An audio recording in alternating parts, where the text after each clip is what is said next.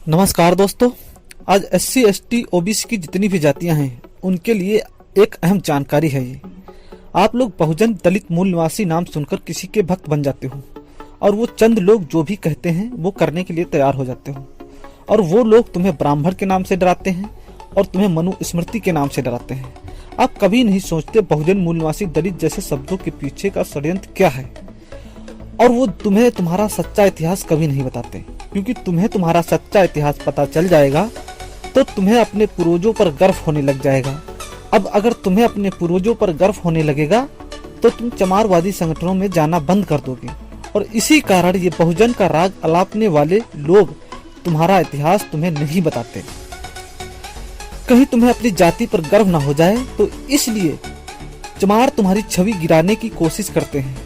अगर तुम्हारी छवि गिर गई तो ब्राह्मण, ठाकुर या अन्य समाज के लोग तुम्हें सम्मान नहीं देंगे, तुम्हारे साथ खड़े नहीं होंगे। तो इस तरह तुम फिर से चमारवादी संगठनों से मिल जाओगे और एक चमार के पीछे पीछे चल पड़ोगे। और वो तो यही चाहते हैं कि तुम उनके पीछे चलो। जहाँ मलाई हो वहाँ तुम्हें पीछे रखा जाएगा और जहाँ मार खाना हो वहाँ आगे कर दिया जाएगा। ऐसे में कई पासियों की जान भी चली जाती है।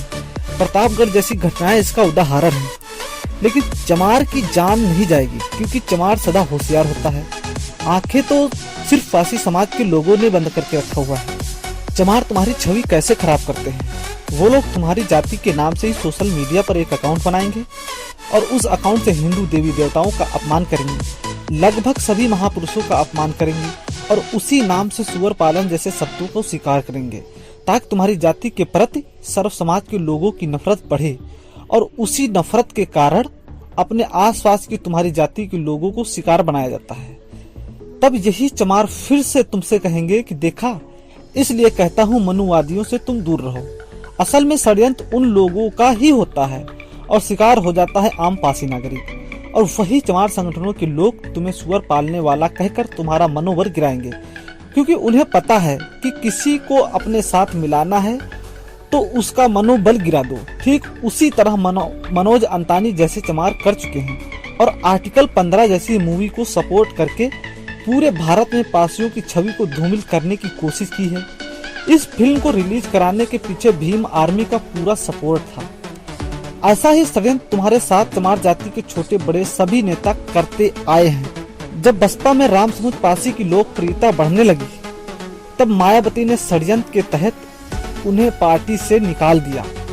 कहीं पासी बगावत न कर दे तो इसलिए RK चौधरी को पार्टी में रख लिया ताकि पासी खुश रहे। जैसे ही RK चौधरी के पासियों के लिए प्यार बढ़ा, उन्हें भी निकाल दिया।